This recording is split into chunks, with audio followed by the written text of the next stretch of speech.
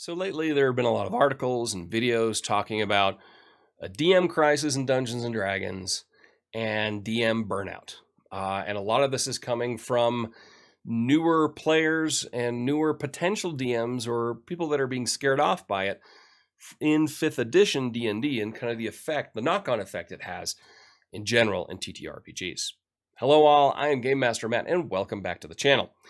So I want to talk to you today about how I see the job of the Game Master, Dungeon Master, Castle Keeper, Fate Weaver, Referee, you name it. Whatever you call us. People have been doing it for 3 months or like me, more than 3 decades. Or I guess it's, more than 3 decades. It's over 30 years. That's more than 3 decades. Oh my God, I'm in my 4th decade. Anyway, so what is our job? What is my job? How do I see my job? Well, I can tell you exactly what it is not. And when I look at people who have only been playing D&D or any TTRPG for a handful of years, which is a lot of people I encounter all the time, they encounter DM burnout really quickly. And it's insane to me because I've been doing this for over 30 years and I've never had DM burnout. I've never burned out from it. I've, had different interests at different times in my life, did a little bit more and a little bit less, but it wasn't like, oh my God, do this again. No, that wasn't the case ever. And so why are we dealing with this now? Well, no, this is not the Critical Role effect. This is not the Matt Mercer effect. This is, the stream effect to a degree, but people looking at what they perceive a DM is supposed to be versus what they really ought to be. So, first of all, what are you not? You are not the entertainer. That your job isn't to be entertaining to your players. Your job is to present a world, a situation, a scenario, run an adventure that the players make entertaining. It is their job to make it entertaining. And this is the key thing. Put more on your players and less on yourself. I mean, I'll be honest. I spend way more money on these hobbies than my players do.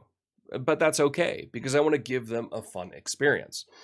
The minis, the maps, all that kind of stuff. Even though I do kind of lean on my players. Get your own minis. Get a mini. I've only spent $1,000 over here. Maybe you could spend $5. It's not beyond the realm of expectation to tell your players, you need to do more because I'm already doing a lot. You got one player to run. I have a cast of hundreds or thousands to keep going in here, and nobody wants to be in there for too long. So what does that mean, putting stuff on your players? Well, first of all, I demand my players know their characters. You better know your abilities. You better know your skills.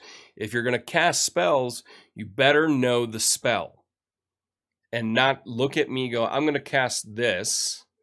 I run a lot of different games, a lot of different systems. I am in my mid-40s. I've been doing this for over 30 years. I mix things up occasionally. Okay? There's been a lot of spells in here over 30 years. And even if it's only been 3 years, it's a lot of stuff, especially when we think about all the other stuff we have going on in our lives. It's not too much to ask of your players to know all the spells they can cast. Know them. And if nothing else, buy spell cards.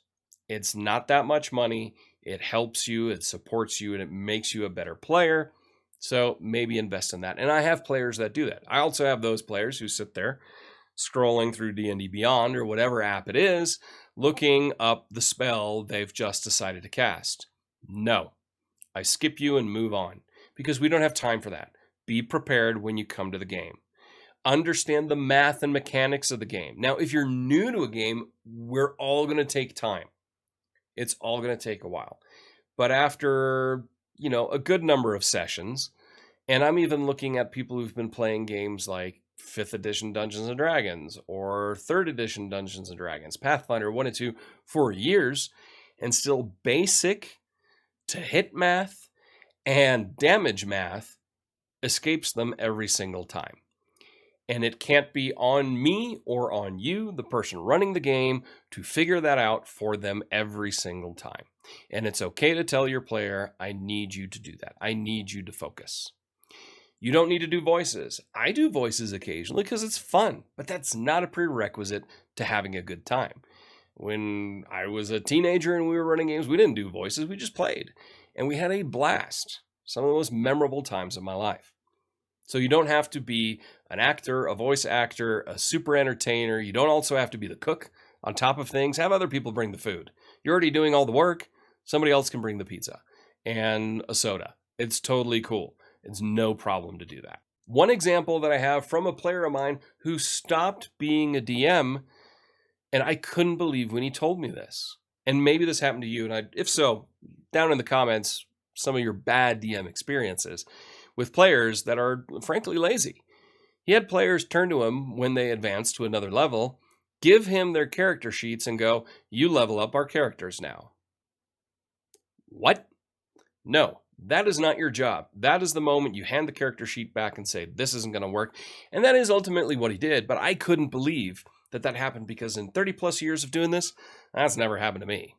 So now, kind of talked about what you can do to move some of the burden onto the players, and it's not much of a burden. If they want to play and have a good time, they should do a little work too. But what is your job? Well, how do I see my job? Maybe this isn't your job, but this is how I see my job.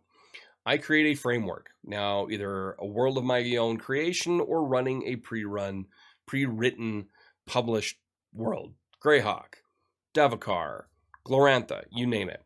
Yes, I learn the world. I learn the world so I kind of know what's going on.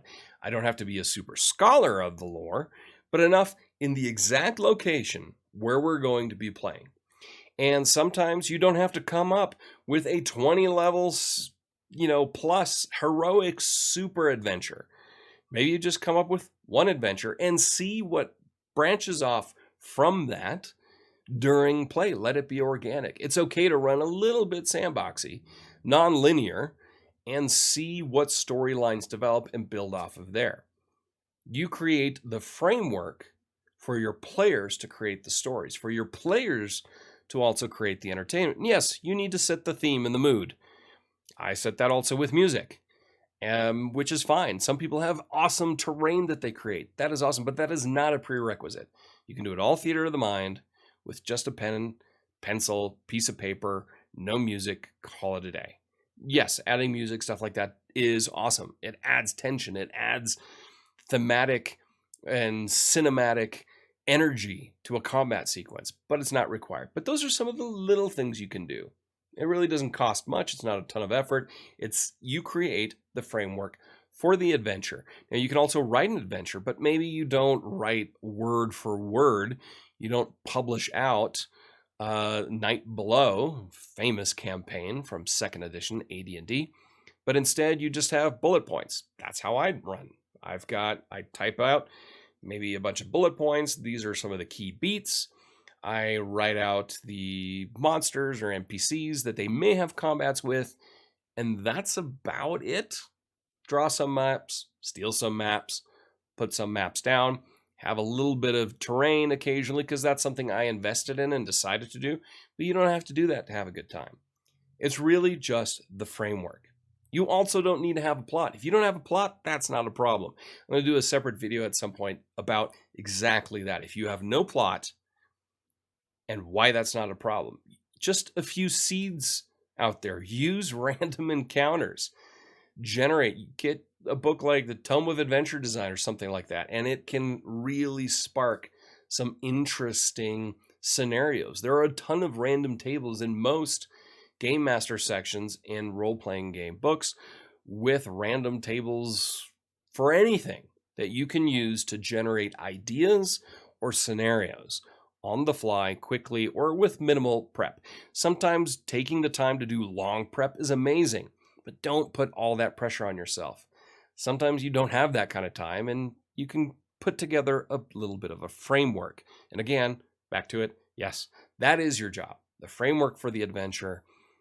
Knowing the rules, you do need to know the rules. Knowing some of the encounters that will happen, have those prepped. But all the other stuff, all the peripheral stuff out there, all the entertainment and all that kind of stuff, the acting, the super mood you create, that's not necessary. If you love that, do it. If it becomes too much of a stress factor, drop it.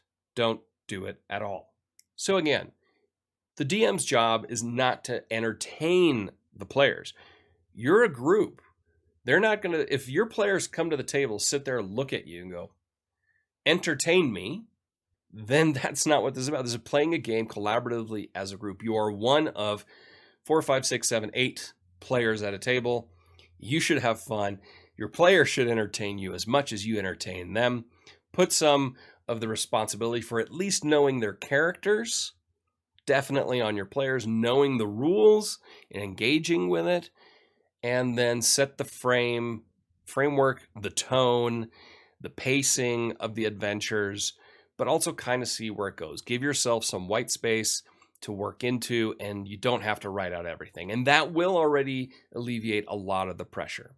So I hope you found this informative, helpful, a tip here or there. If it did, please hit that like button, subscribe if you're new, and until next time, I'm Game Master Matt, and I'll talk to you soon.